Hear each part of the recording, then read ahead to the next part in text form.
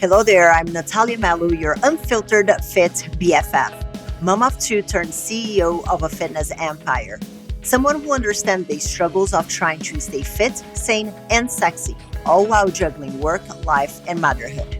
And this is the Unfiltered Fit Life podcast. Follow along wherever you're listening and join me weekly as I help busy working moms just like you simplify their fitness journey so they can lose weight, regain their confidence, and feel sexy AF. It's time to stop living in the what ifs and hiding from the cameras. It's time to regain control over your body, feel sexy naked, and wear a bikini confidently. People already see you as a super confident woman, but it's time for you to feel the same way too. Let's go. Hello there, fam. Welcome to another episode of the Unfiltered Fit Life podcast. I am Nathalia Melo, your host, and today the topic of our conversation is a big pet peeve of mine, which is fitness coaches. And this doesn't happen just with fitness coaches, but anybody in the fitness, health, wellness space that they want to make you, the audience who is not an expert, feel dumb just so you feel like you need them at all times. But before I talk about that, I want to say thank you all very much for all the messages congratulating me on the launch of Embody Supplements, which is my brand new supplement line. I decided that I wanted to start small, one day at a time. And we have, quite honestly, one of the best pre-workouts that I have ever tried. And if you don't believe me, I will understand. But I'm just going to read some of the testimonials that we've gotten from the members of the Powerhouse Academy and their feedback on energy explosion. Because, you probably don't think that I would say it's shit, which I probably would, but I wouldn't have put it up for sale if I thought it was shit.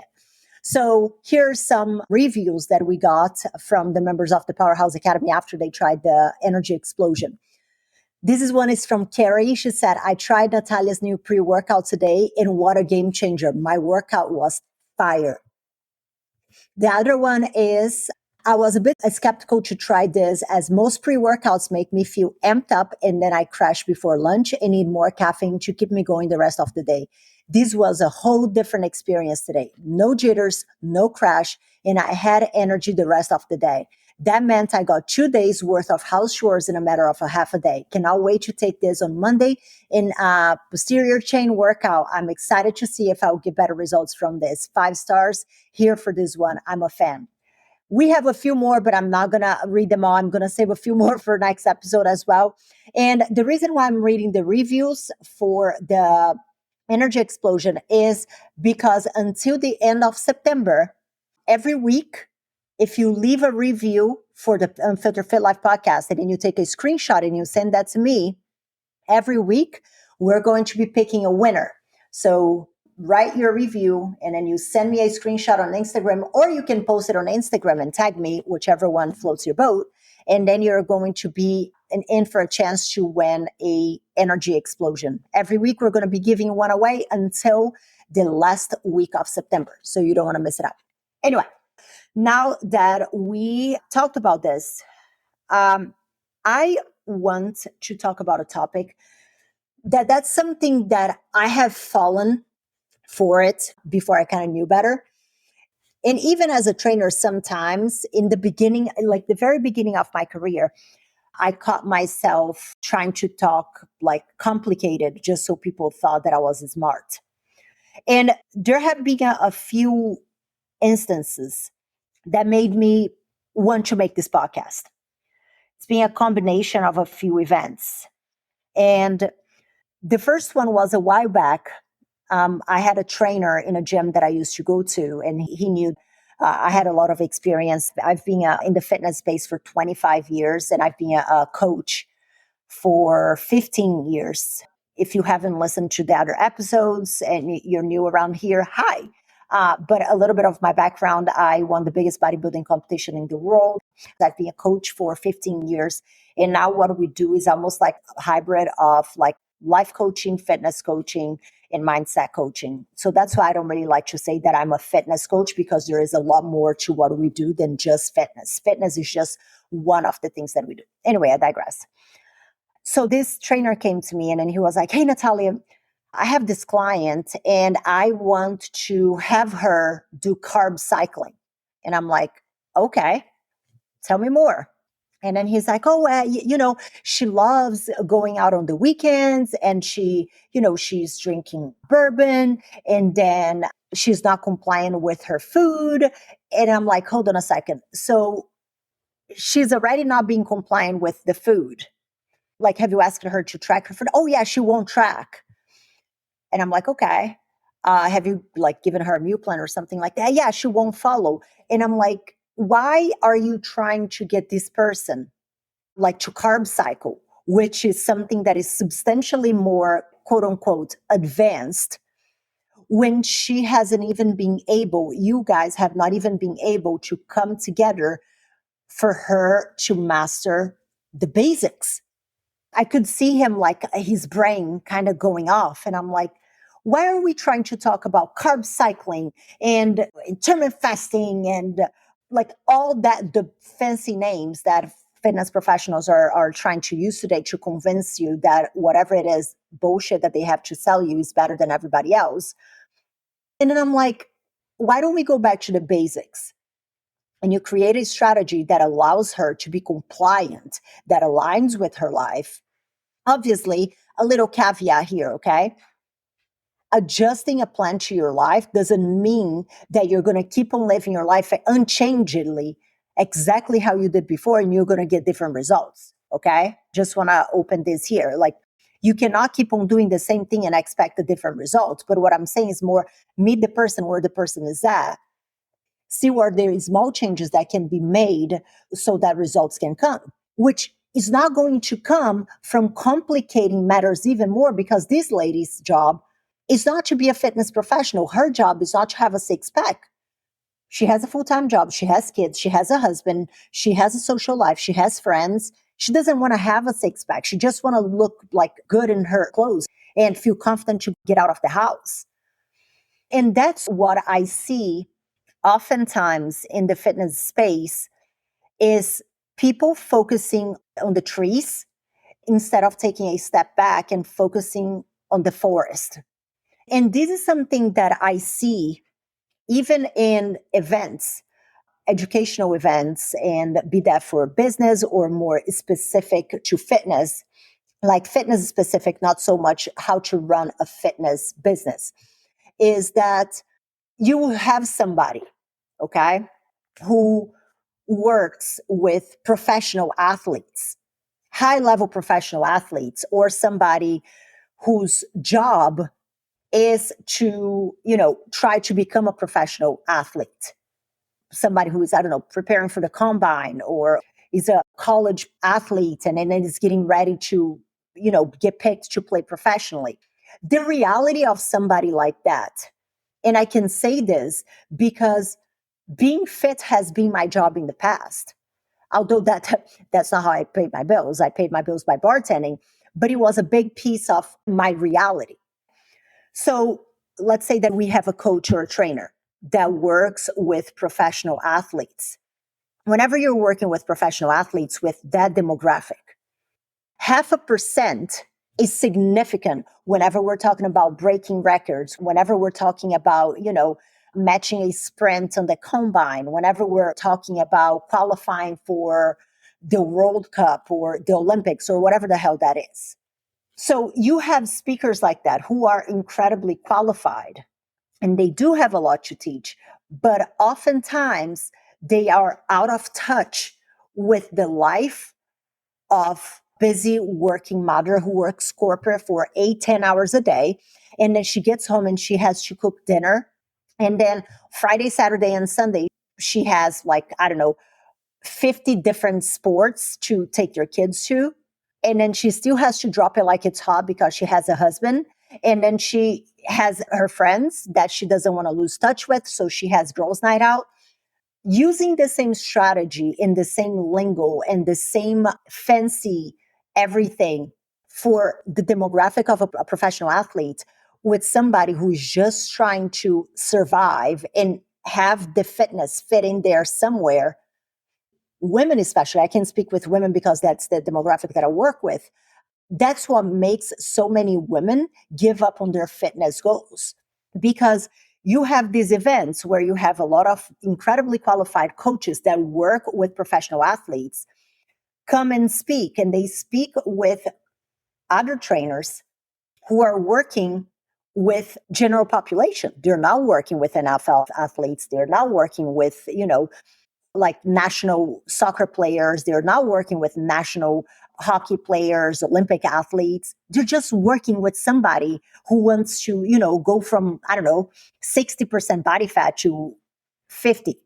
And then that person is there sharing all these strategies, and then you have to give electrolytes mid workout because it's going to get in the cell.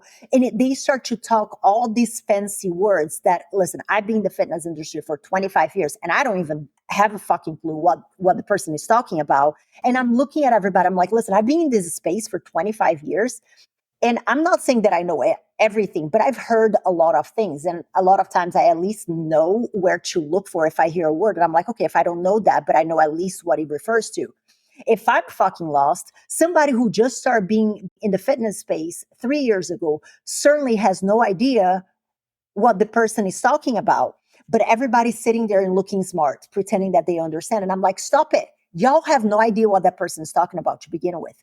And whenever you do understand something, you get the part where and then you have to give electrolytes, and then there is the nutrient timing of it all. Yes, you do have all of that, although nutrient timing has been debunked, but I digress. All of that is valid. That's what my husband did when he played professional rugby. And he was training for like 8 hours a day some days, rain or cold. Yeah, he probably need electrolytes, but somebody who is going to the gym or working from their garage for like an hour a day, 3-4 times a week, y'all don't need electrolytes and nutrient timing and which one is best to do cardio before or after. Is there evidence on what is best as far as, for example, cardio? Yeah, there is some evidence that doing cardio after you lift weights is superior. But let me ask you a question. If we're talking with somebody who detests doing cardio, okay? And she prefers doing cardio before she lifts weight because that's her preference. And that's the only way that she's going to stay consistent with it and compliant with it. Me as a trainer, am I going to look at her and be like, nope, you shouldn't do that because you must do it after. I don't give a shit when she does it, as long as she does it. And this is a big problem that we have in the fitness space, is that we have so many people obsessing over like details that can have a negative impact on the bigger picture. And then there you have people obsessing over the 5%, which oftentimes will lead like the busy moms, the working moms, to feel overwhelmed because they're like, there is no way that I can do all of this that is expected of me on the 5%. And then they give up on the 95% because the 5% becomes too overwhelming. Oh, it's too much. Oh, I have to cook with like Himalayan salt and it can only be organic, but it needs to be freshly washed, but not too washed. And then you have to have breakfast, but breakfast might not be too good. So you don't eat breakfast every day. You just eat breakfast other days. People just start to become so confused that they just do nothing because they become paralyzed because everything becomes so much.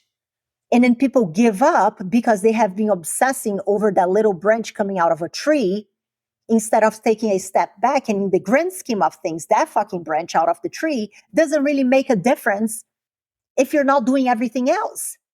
And that is what is making people so confused. And I have a personal motto that is, if I cannot explain something to like my 7-year-old in a way that he can understand, is because I don't know about that topic enough.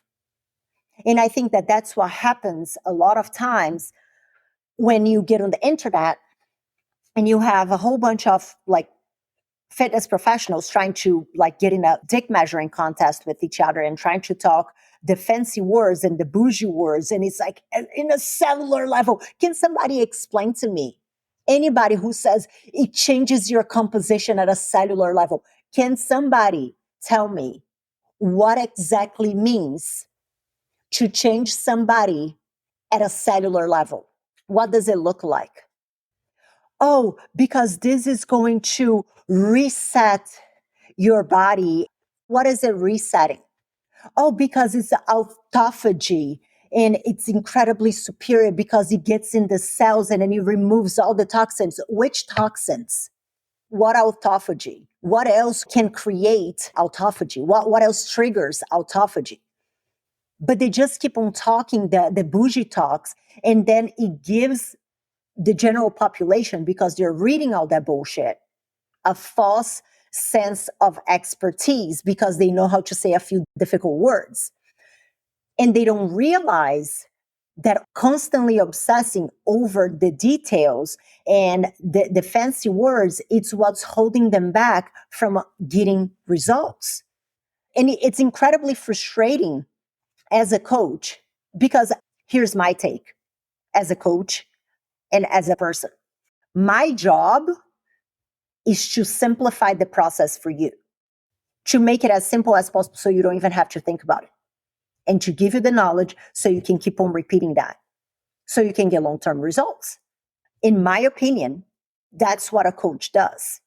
Be able to teach you what it is that we're doing, simplify that as much as possible so it doesn't become overwhelming and you focus on the big picture instead of obsessing over the little details. Yeah, we can eventually probably talk about the small details, but most people don't need details. Somebody that comes to me and it's like, I don't know, 30, 40 pounds overweight, you have no business talking about details. Because if you are 20, 30, 40 pounds overweight, chances are that you're most definitely not doing the basics. Oh, I know what to do. I'm just not doing it. Bullshit, you don't. You sure don't. I'm yet to find somebody who stays like in a puddle of crap for their own amusement and entertainment. And again, it is not the audience's fault. I think that that's what happens a lot in many other fields where you have a lot of people talking strategies. I think that this probably happens a lot in the finance space, in the accounting space, in the wealth building space. A lot of times you don't have quote unquote studies to back it up, but there are a lot of studies that are very flawed, but most people don't know how to understand those studies. And that's where it becomes the problem. So because there is all this information out there, it gives people a false sense of expertise just because they know a few difficult words and like a handful of posts on the gram. And then they go and speak with the so-called quote unquote expert, and the so-called expert's like, okay, so here's what we have to do. You have to go do like carb cycling. And then after the carb cycling, we do like a 12-10 window. I don't even know what the fuck it is, 16-8, something like that window. Because if it's longer than that, if you break your fast, you can have this snack bar that does not break your fast. But then if you break the fast, and it's just like this whole, I don't know, nonsense. And then whenever people come to us, we're like, okay, so here's what you have to do. And we're often met with, not often, I think that it has improved a lot because I've become a lot more clear that I'm not going to be the person who is going to give you a whole bunch of bullshit just to make myself look smart. But we used to get a lot of resistance from people. They're like, oh no, but you don't understand. I used to compete. And I'm like, okay, so did I. Well, this is too simple for me. And I'm like, yep. And because you haven't been able to do the simple, that's why you need help right now, because you do not know how to simplify the process. And that's something that I see so much, especially with former competitors. It is just mind blowing. Oh, I know what to do. I'm just not doing it because, whenever I was competing, bro, I would eat every 3 hours to speed up the metabolism. Okay. So let me ask this. So you have to eat every 3 hours to quote unquote speed up the metabolism. What if you work in a hospital and you cannot eat every 3 hours? What happens? What if you bartend like I did when I was prepping for all my shows and I worked shifts and I couldn't stop to eat? What's going to happen then? It means that my metabolism was slow, even though I was probably burning a zillion calories by running around like a mad woman. And then people get so stuck on the eat every 3 hours, eat every 3 hours, that they don't do the basics, which is to eat in a caloric deficit and exercise consistently. And boom. But no, we have to eat every 3 hours because metabolism, bro. And then it's like, oh, and then I have to, do fasted cardio because fasted cardio is superior because it's going to spike the glucose. And then they start to give some bullshit explanation. And I'm like, first of all, that has been debunked, but I digress. And okay, so let's assume that it is superior, fasted cardio, okay? Which is not, but let's assume that it is. What if we have a woman that has to be at work at a time, or she gets incredibly dizzy if she does cardio on an empty stomach? Does it mean that she's never going to be able to lose fat? So do you see what I'm saying? Let's go to the example of the person. So she gets dizzy every time she gets on top of a treadmill or whatever it is to do her cardio. And the whole idea that you can only lose fat if you're doing fasted cardio. Okay, she stops altogether. And then what? Focusing on the detail that now we know that is even bullshit, instead of focusing on the bigger picture. How about she does something? I don't care what time she does her cardio, as long as it's done. So that's something that I see very, very often with fitness professionals trying to overcomplicate, which makes the industry a lot more marginalized, because then you have, one person saying one thing and then another person saying another thing and then somebody else saying something else. And then you have the people who need help in the middle kind of going from side to side, not knowing what to do. And then you come with a plan that is simple, effective, straight to the point, no bullshit, don't have to think about it. It works with their lives. But they have been so conditioned that in order to get results, it needs to be complicated. It needs to be like almost impossible, that you have to, cannibalize your family time and your relationships, and you're either on a diet or you're off a diet because, coach is going to beat you up if you eat a bite of bread. Like I tell our girls all the time, you want to eat bread? Go ahead, eat bread. I am never going to be the coach that has to allow or disallow somebody to do something. Listen, this is not the Nathalia Melo's daycare. I am not babysitting a whole bunch of grown-ass adults. That's not my job. That's not what a coach's job is.